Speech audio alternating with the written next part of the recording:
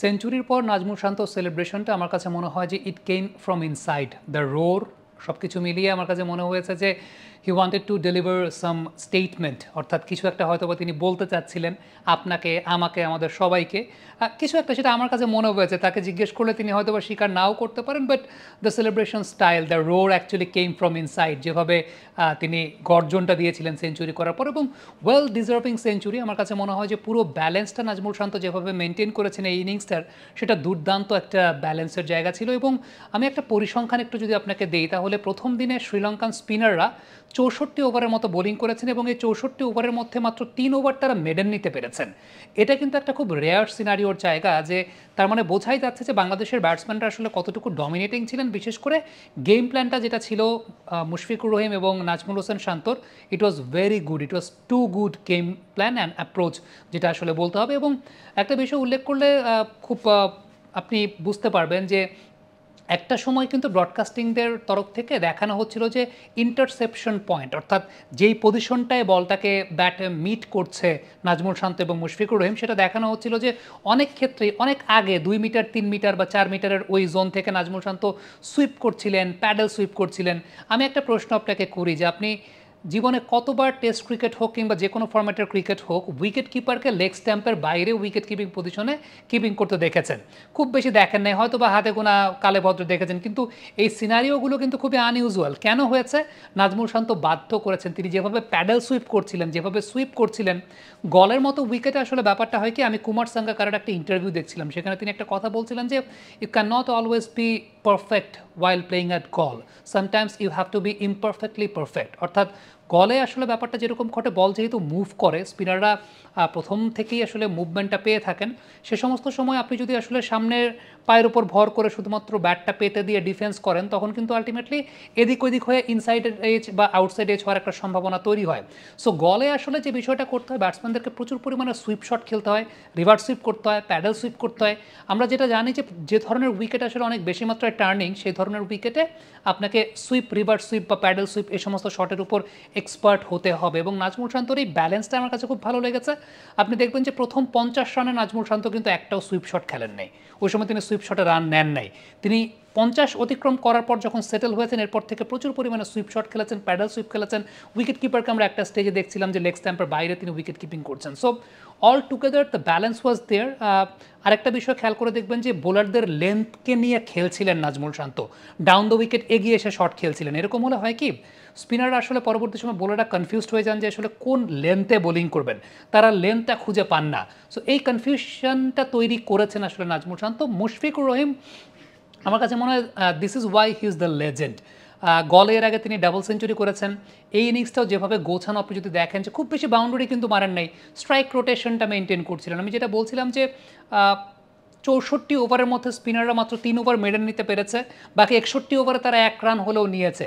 তো ultimately the strike rotation ওয়াজ দেয়ার। মুশফিকুর রহিম যে কাজটা করছিলেন, তিনি খুব কম্প্যাক্ট, কম্পোস্ট এবং খুব প্রিসাইজ ইনিংস খেলছিলেন, যেখানে ফ্লিক শটে ম্যাক্সিমাম নাম্বার অফ রানস তিনি স্কোর করেছেন। প্রোডাক্টিভ জোন ছিল তার মিড উইকেট। তিনি ইনিংসটাকে সাজিয়েছেন, ইনিংসের গাঁথনিটা, গেম প্ল্যানটা আসলে খুব দুর্দান্ত ছিল। কিন্তু এই জায়গা থেকে আরও একটা বিষয় কিন্তু বলতে হবে, সেটা হচ্ছে বাংলাদেশের টপ অর্ডাররা পারফর্ম করতে পারছে না। টপ অর্ডারদের কাছ থেকে, বিশেষ করে ওপেনারদের কাছ থেকে নিয়মিতভাবে কনসিস্টেন্টলি রান আমরা দেখতে পাচ্ছি না। আপনি গেল 2 বছর যদি চিন্তা করেন, বাংলাদেশ 4 বার ওপেনিং পেয়ার পাল্টিয়েছে। এটা একটা অনেক বড় কনসার্নের বিষয়। আপনি গত টেস্ট চ্যাম্পিয়নশিপের সাইকেলটা যদি লক্ষ্য করে দেখেন, তাহলে সেখানে দেখবেন আমাদের সবচাইতে বেশি রান করেছেন আমাদের দলের 7 নম্বরে যিনি ব্যাটিং করেন, তিনি মেহেদী হাসান মিরাজ। এটাই কিন্তু সামারাইজ করে যে আমাদের টপ অর্ডার আসলে কতটা ভালনারেবল।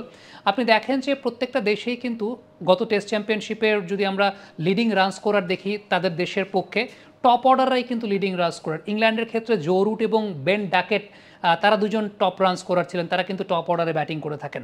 অস্ট্রেলিয়ার পক্ষে Marnus Labuschagne, Usman Khawaja, Travis Head, তারা টপ রান স্কোর করেছেন, তারা কিন্তু টপ অর্ডার ব্যাটসম্যান। ইন্ডিয়ার পক্ষে ইয়াশাসবি জয়সওয়াল, তিনি লিডিং রান স্কোরার ছিলেন, তিনিও কিন্তু top order batsman. So in test match cricket nowadays সিনারিওটা আসলে এমন হয়েছে যে if you want to win, your top orders should score, অর্থাৎ আপনার টপ অর্ডারের কাছ থেকে বড় স্কোর করতে হবে। সেই জায়গাটা আমাদের টপ অর্ডার আসলে বড় স্কোর করতে পারছে না, যেটা একটা অনেক বড় প্রবলেমের জায়গা। এক্ষেত্রে আমার কাছে ব্যক্তিগতভাবে যে বিষয়টা মনে হয়, সেটা হচ্ছে আমাদের টপ অর্ডারের আসলে বড় রান করার অভ্যেসটা ডোমেস্টিক ক্রিকেটে তৈরি হচ্ছে না, যেটা আগে তৈরি হতো এখন সে অভ্যেসটা তৈরি হচ্ছে না। কেন হচ্ছে না? গেল 3 বছর ধরে আমাদের ডোমেস্টিক ক্রিকেটটা ডিউক বলে হচ্ছে, এবং এই ডিউক বলে হওয়ার পর থেকে ব্যাটসম্যানরা আসলে খুব বেশি টিকতে পারেন না ক্রিজে। যেটা দেখা যায় যে 50 বা 55 নম্বর ওভার চলছে তখনও স্লিপ, গালি কিংবা খুব ক্লোজ ইন পজিশনে পেস বোলারদের এগেনস্টে ফিল্ডার আছে, কারণ বল তখনও মুভ করতে থাকে আর আনইভেন মুভ করে। এটা একটা অনেক বড় প্রবলেমের জায়গা। আপনি দেখবেন 2023-24 মৌসুমের এনসিএল এর টপ স্কোরার ছিলেন মুমিনুল হক।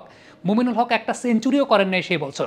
একটা সেঞ্চুরি না করে তিনি এনসিএল এর টপ স্কোরার ছিলেন, যেটা অনেক বড় কনসার্নিং একটা ফ্যাক্টর যে একটা দেশের ফার্স্ট ক্লাস ক্রিকেটের টপ স্কোরার কোনো সেঞ্চুরি না করেই তিনি টপ স্কোরার হয়েছেন।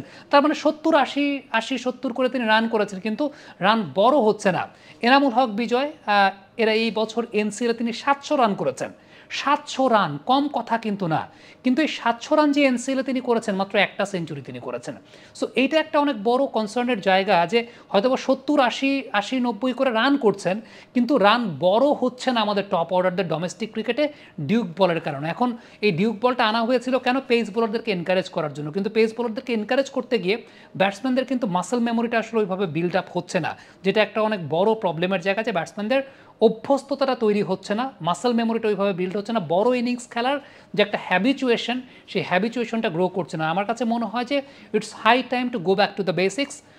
এবছরের এনসিএলটা আমি প্রত্যাশা করবো যে ডিউক বল থেকে আমরা আবারও কুকাবুরা বলে ফেরত যাব, কারণ যেই ধরনের ডিউক বল দিয়ে খেলা হয় সেগুলো খুব আনইভেন আমাদের দেশে, এবং ব্যাটসম্যানদের আসলে অভ্যস্ততাটা ব্যাটে বলে মিডলিং করার জায়গাটা আসলে ঠিকঠাক মতো হচ্ছে না, যে কারণে তাদের মাসেল মেমোরিটা আসলে গ্রো করছে না। আপনি চিন্তা করে দেখেন যে বিজয় এবছর 700 রান করেছেন এনসিএলে, দ্বিতীয় সর্বোচ্চ রান স্কোরার, কিন্তু মাত্র একটা সেঞ্চুরি করেছেন। আমার মনে আছে 2015-16 মৌসুমের সময় মোসাদ্দেক হোসেন সৈকত 2টা ডাবল সেঞ্চুরি করেছেন।